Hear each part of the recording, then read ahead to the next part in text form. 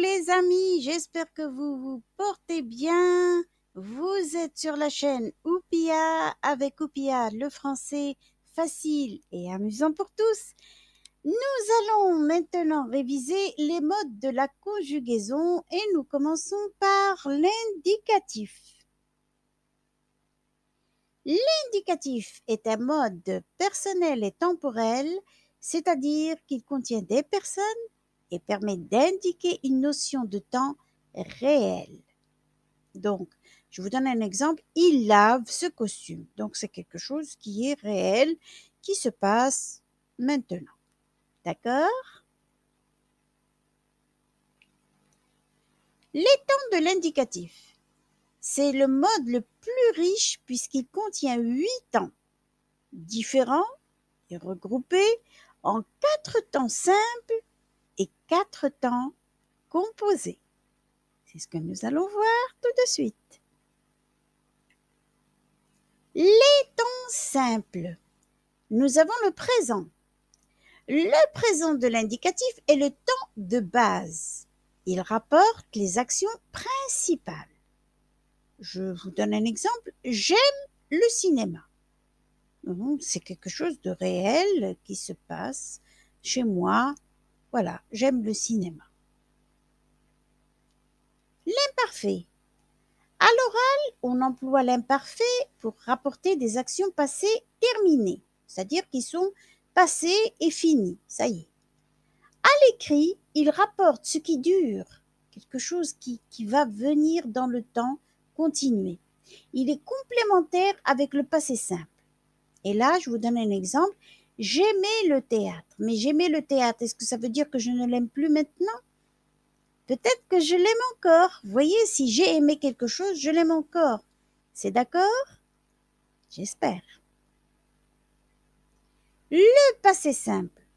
Dans le récit écrit au passé, le passé simple sert à rapporter les actions ponctuelles. Avec l'imparfait, c'est le temps de base du récit. Donc, quand vous voulez écrire, d'accord, vous pouvez l'utiliser, le passé simple. Et là, je vous donne un exemple. J'aimais les voyages. Par exemple, je commence un texte sur le voyage.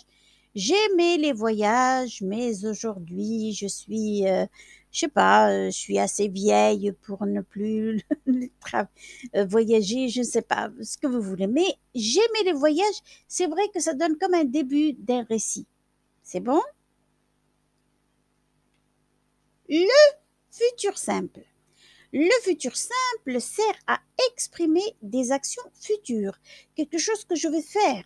Je n'ai pas encore fait, mais je vais la faire. Exemple, j'aimerais visiter un musée. D'accord? Les temps composés maintenant. On commence par le passé composé. Le passé composé exprime une action accomplie avant une autre. J'ai aimé la natation. Et je pourrais dire j'ai aimé la natation avant d'aimer le ski, par exemple. D'accord? Alors, j'ai aimé la natation. Le plus que parfait. À l'écrit, le plus que parfait sert à exprimer des actions accomplies avant celles du temps de base. C'est-à-dire que j'ai fait ces choses avant, aujourd'hui. Et là, je vous donne un exemple. J'avais aimé la littérature avant d'aller à la fac, par exemple. D'accord? J'avais aimé la littérature. C'est ça le plus que parfait. Le passé antérieur. Dans le récit écrit au passé, on l'emploie pour rapporter une action accomplie avant une autre, racontée au passé simple. Alors, le passé antérieur, c'est j'eus aimé le handball avant d'utiliser ou avant de jouer le football, mettons. D'accord? J'eus aimé. Moi, je ne voulais pas continuer les phrases pour ne pas vous créer le problème de compréhension. On parle du passé antérieur, je vous donne la phrase au passé antérieur, au futur antérieur, je vous donne le futur antérieur, etc. Mais j'aurais pu continuer la phrase afin de vous expliquer. Mais j'espère que ce sera facile pour vous de repérer le futur antérieur. Le futur antérieur sert à exprimer une action future accomplie avant une autre action racontée au futur simple. Et le futur antérieur, dans l'exemple, c'est « j'aurais aimé partir à Rome ». Alors, je continue la phrase. J'aurais aimé partir à Rome avant de partir en Espagne, par exemple. Donc, mais la conjugaison donc du futur antérieur, c'est j'aurais aimé partir à Rome. Bon, ben, j'espère que j'ai été brève et simple et que je ne vous ai pas causé de problème. Sinon, vous pouvez revoir la vidéo tant de fois que vous voudrez et vous allez comprendre, c'est sûr. Bon courage!